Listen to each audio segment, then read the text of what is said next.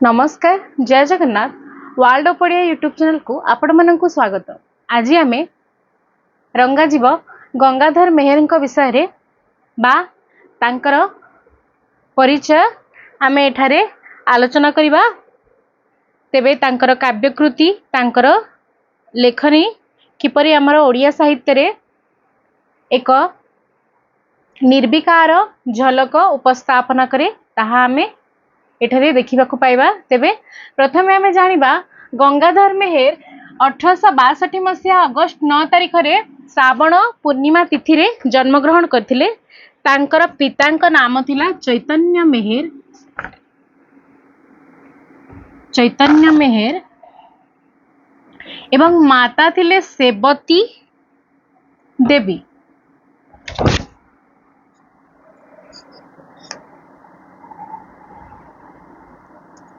तेबे से तंतुबाय परिवार रे जन्म ग्रहण करथिले।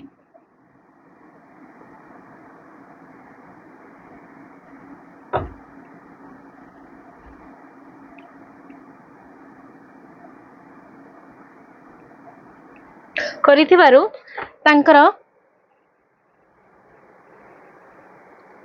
से एक तंतुबाय परिवार रे जन्म ग्रहण करथिबारु तांकर आर्थिक स्थिति सेतिकी स्वच्छल नथिला। बाल्यकालरु तांकर आनुष्ठानिक शिक्षा शेष होइतिले मध्य असरंती ज्ञान पिपासा तांकर प्रशमित होई नथिला। से संस्कृत साहित्य रे विशेष व्युत्पत्ति लाभ करिथिले। इंग्राजी और बंगला उपरे मध्य तांकर ज्ञान थिला।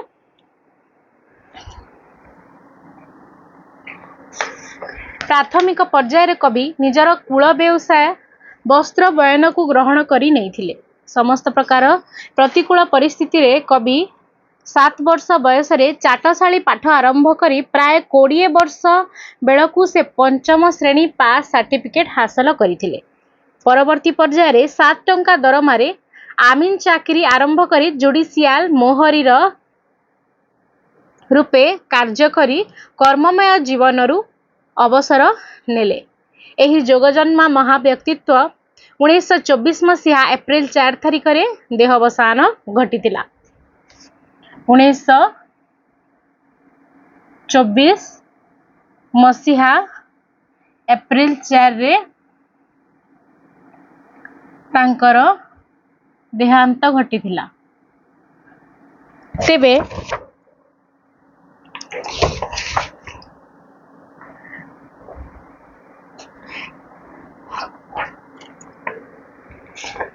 से महान व्यक्तित्व जीवन थिला दुखपूर्ण। से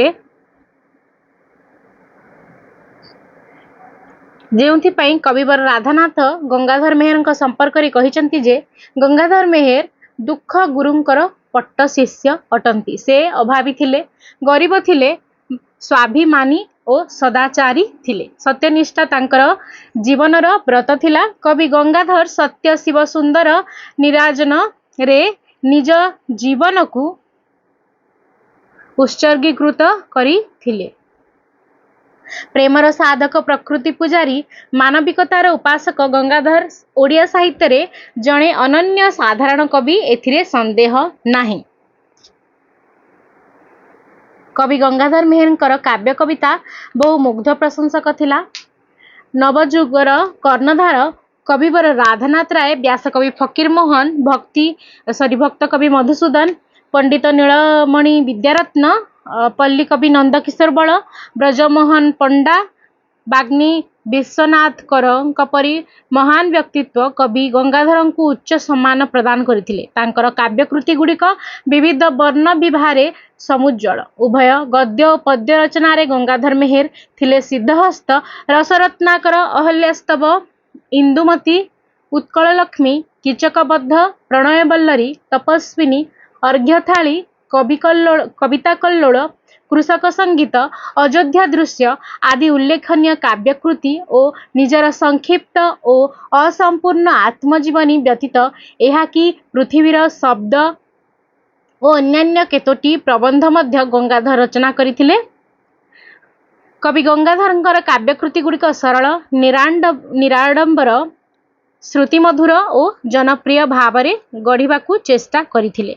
सुधा स्थाने स्थाने तांकर रागरागिणी और आलंकारिक मोह स्पष्ट होई बारी पड़े। तांकर काव्य जगतर इंदुमती एक बहुचर्चित काव्य 1893 मसीह लोकलोचन को आसीबा परे काव्य जगत आलोड़न खेलाई देइथिला। एही काव्य पाठ करी कवि नंदकिशोर बल गंगाधरଙ୍କ उद्देश्य लेखिथिले। दारिद्रता नुहे कवि प्रतिभा नाशक विघ्नसीना भेलखांटी सुना परीक्षक। इंदुमती पढ़ी नंदकिशोर बल गंगाधर मेहर उद्देश्य से पंक्ति लिखिथिले। तेबे इंदुमती एक प्रेमाख्यानमूलक काव्य। सेहीपरि उत्कल लक्ष्मी कविंकर सौंदर्य पिपासा स्पष्ट बारी हुए। पश्चिम और गड़जात ओडिशार विभिन्न रमणीय स्थान और प्रकृति को तथा अज्ञात अख्यात बहु नद नदी ह्रद पर्वत जलप्रपात तथा अरण्य और आरण्य चित्र को माल्यकार रे गुंथी तांकु उत्कल भारती कंठरे सस्नेहरे लंबाई देइथिले।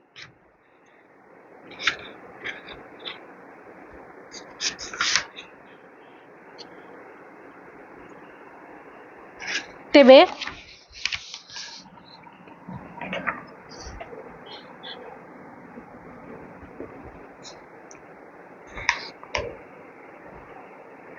उत्कलर महान लोकप्रिय कवि गंगाधर थिले नित्य स्मरणीय कवि। कवि राधामोहन गडनायक तांकु ओडिशार बाणीतीर्थर पवित्र गंगाजल कहितिबा बेले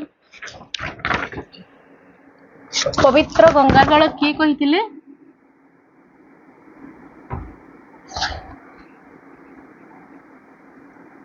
राधामोहन गडनायक।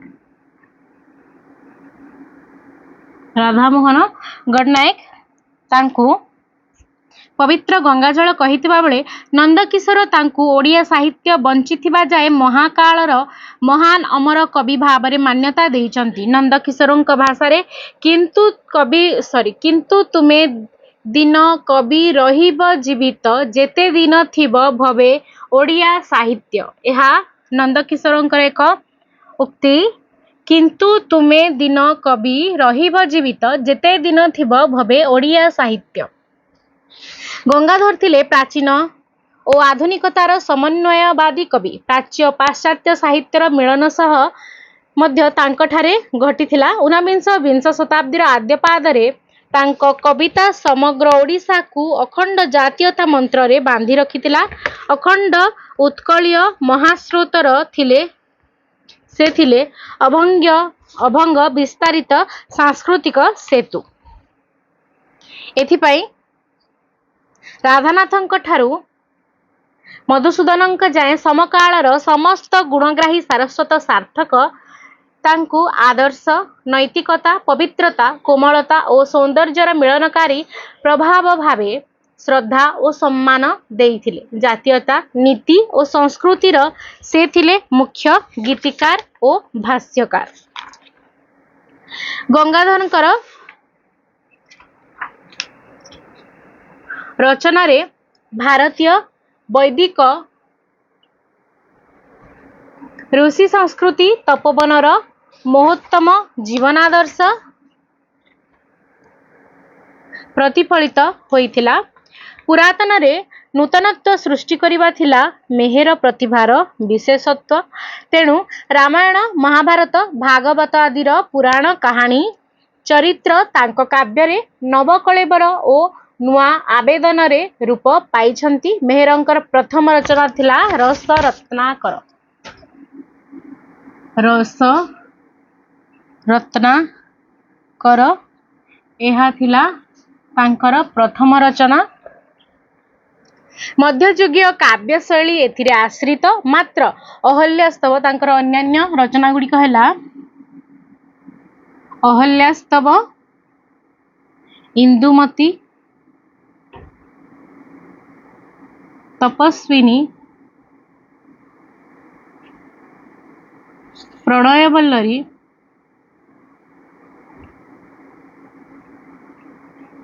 कीचकबद्ध ପଦ୍ମିନୀ ଅର୍ଘ୍ୟଥାଳି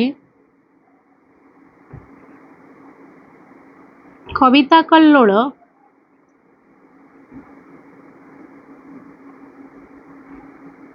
କୃଷକ ସଙ୍ଗୀତ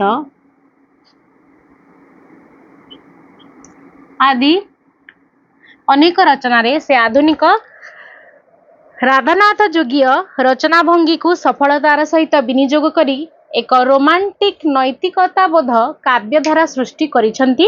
ରୋମାଣ୍ଟିକ୍ର ଆକର୍ଷଣ ଓ ବୈଜ୍ଞାନିକ କ୍ଲାସିସିଜିମ୍ର ଗାମ୍ଭୀର୍ଯ୍ୟର ମିଶ୍ରଣରେ ତାଙ୍କର କାବ୍ୟଗୁଡ଼ିକ ଓଡ଼ିଆ ପାଠକଙ୍କ ମନରେ ଜାତୀୟତା ପ୍ରୀତି ଓ ସଂସ୍କାରବୋଧ ସୃଷ୍ଟି କରିଛି। ପ୍ରାଚୀନ ଓଡ଼ିଆ ସାହିତ୍ୟ ଓ ଆଧୁନିକ ରାଧାନାଥକାଳୀନ ଓଡ଼ିଆ ସାହିତ୍ୟର ତ୍ରିବେଣୀ ସଙ୍ଗମ ଗଙ୍ଗାଧରଙ୍କର କାବ୍ୟ କବିତାରେ ଘଟିଛି। ତାଙ୍କର କବିସତ୍ତା ଭିତରେ ଅଛନ୍ତି ବାଲ୍ମୀକି, ବ୍ୟାସ ଓ କାଳିଦାସ। ତାଙ୍କର ରଚନା ଭଙ୍ଗୀରେ ଅଛନ୍ତି ସାରଳା, ଭଞ୍ଜ ଓ ରାଧାନାଥ। ଆଦର୍ଶ ପ୍ରେମ, ନୈତିକ ଜୀବନ ଓ ମହନୀୟ ଜୀବନାଦର୍ଶ ତାଙ୍କର ରଚନାର ମହତ୍ତ୍ୱ। କବି ଗଙ୍ଗାଧର ପ୍ରକୃତିର ସ୍ୱଭାବ ସୁନ୍ଦର ଚିତ୍ର ଅଙ୍କନରେ ପ୍ରକୃତରେ ରଙ୍ଗାଜୀବ, ତେଣୁ ତାଙ୍କୁ ରଙ୍ଗାଜୀବ ଗଙ୍ଗାଧର ବୋଲି ମଧ୍ୟ କେତେକ ସମ୍ବୋଧନ କରନ୍ତି। ତେବେ ରାଧାନାଥଙ୍କ ମତରେ କବି ଅନ୍ତଃ ପ୍ରକୃତି କି ବହି ପ୍ରକୃତି ସକଳ ଚିତ୍ରଣରେ ସିଦ୍ଧହସ୍ତ। ଗଙ୍ଗାଧରଙ୍କର ପ୍ରକୃତି ମଣିଷର ପରି ଚଞ୍ଚଳ, ସମ୍ବେଦନଶୀଳ, ଜୀବନ୍ତ ଓ ସଖ୍ୟ ଗୁଣରେ ନୀତିନିଷ୍ଠ। ତାଙ୍କର କବିତ୍ୱର ବିଶେଷତ୍ୱଗୁଡ଼ିକ ହେଉଛି ଯେ ସେ ପୁରାତନକୁ ନୂତନ ରୂପ ଦେଇଛନ୍ତି, ସେ ପୁରାଣକୁ ବର୍ତ୍ତମାନ ଜୀବନର ସହିତ ମିଶାଇ ଦେଇଛନ୍ତି, ସେ ଆଦର୍ଶ, ନୀତି ଓ ପବିତ୍ରତାର କଥା ଗାଇଛନ୍ତି। ତାଙ୍କର କବିଦୃଷ୍ଟି ଜୀବନବାଦୀ, ଆନନ୍ଦବାଦୀ, ରହସ୍ୟବାଦୀ, ବିଶ୍ୱବାଦୀ ଓ ଅମୃତ ପ୍ରେରଣାର ପ୍ରଦର୍ଶନକାରୀ। ସେ କବିତ୍ୱ ଗାଇ ଜାଣେ ଓ କାବ୍ୟ ବିସ୍ତାର କରି ଭାବ ପ୍ରକାଶ କରିପାରେ। ଭାଷାଶୈଳୀ ଓ ଆବେଦନ ଦିଗରୁ ସେ ରୋମାଣ୍ଟିକ୍ ଚିନ୍ତାଗାମୀ ଓ ଉଦାତ୍ତ କ୍ଲାସିକ୍ ଚିନ୍ତାଧାରାରେ ମିଶ୍ରଣ ଘଟାଇଛନ୍ତି। ମୋଟ ଉପରେ ରାଧାନାଥଙ୍କର ବର୍ତ୍ତମାନରେ ଥାଇ ବି ଗଙ୍ଗାଧରଙ୍କର ସ୍ୱଭାବସିଦ୍ଧ କବି ପ୍ରତିଭା ସୌନ୍ଦର୍ଯ୍ୟ ସହିତ ପ୍ରକୃତି, ଜୀବନ, ଈଶ୍ୱର ଓ ପବିତ୍ରକୁ ସମବର୍ଜିତ କରି ନୂତନ ଇତିହାସ ସୃଷ୍ଟି କରି ପାରିଛନ୍ତି। ତାଙ୍କର ଅନ୍ୟାନ୍ୟ ରଚନାଗୁଡ଼ିକ ହେଲା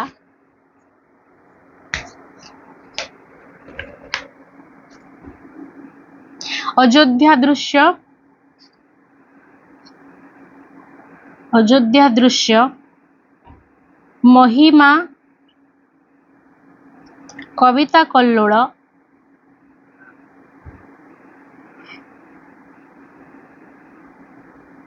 ଉତ୍କଳ ଲକ୍ଷ୍ମୀ,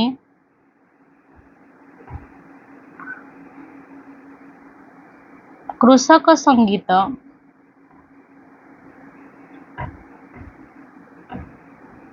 ପଦ୍ମିନୀ,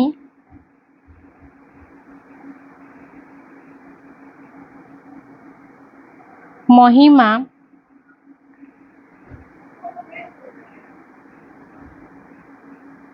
ଏବଂ ଶେଷଟି ହେଉଛି ଭାରତୀ ବର୍ଣ୍ଣନା। ଏହା ଆପଣମାନେ ଲେଖିନେବେ।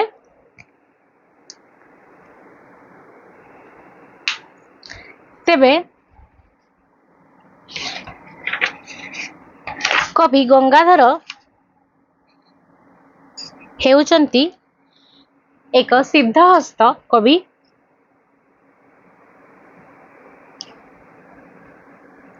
ତେବେ ତାଙ୍କର କେତେଗୁଡ଼ିଏ ପ୍ରେରଣା ସୃଷ୍ଟିଶୀଳ ପଂକ୍ତି ଗୁଡ଼ିକ ମୁଁ କିଛି ତାର ଦୁଇଟି ପଂକ୍ତି କହିବା ପାଇଁ ଚାହୁଁଛି। ମାତୃଭୂମି ମାତୃଭାଷାର ମମତା ଯାହୃଦେ ଜନମି ନାହିଁ, ତାକୁ ଯଦି ଜ୍ଞାନୀ ଗଣରେ ଗଣିବା ଅଜ୍ଞାନ ରହିବେ କାହିଁ। ଏହି ପଂକ୍ତିଟି ପ୍ରାୟ ସମସ୍ତେ ଶୁଣିଥିବେ। ଏହା ହେଉଛି ଗଙ୍ଗାଧର ମେହେରଙ୍କର କାବ୍ୟର ପଂକ୍ତି। ତେବେ ଏହିପରି ଆଉ ଗୋଟେ ପଂକ୍ତି ହେଉଛି, ଉଚ୍ଚ ହେବା ପାଇଁ କର ଯେବେ ଆଶା, ଉଚ୍ଚ କର ଆଗେ ନିଜ ମାତୃଭାଷା। आउ एक मातृभाषा प्रति प्रेम बा स्पर्धा देखई से लिखिछन्ती मातृभाषा पोथी धरिबाकू करे कह केउ जाति लज्जा बोध करे। तेबे एही तीनोटी जाक हेउची तांकर मातृभूमि और मातृभाषा प्रति प्रेम एवं उत्सर्गीकृत जहाँ गंगाधर मेहेर लिखि जाइछन्ती परिशेष रे 1924 मसीहा रे एप्रिल 4 तारिख रे तांकर देहांत घटितिला एवं से आर पारी को चली जाइतिले। तेबे गंगाधर मेहेर विषय रे आलोचनाटी बा तांकर कवि परिचय बा लेखक परिचयटी मु आज समाप्त करुची। यार परवर्ती वीडियो रे आमे माने गंगाधर मेहेर केतोटी सृष्टि विषय रे आलोचना करिवा। आज पई एतिकी रहिली। जय जगन्नाथ।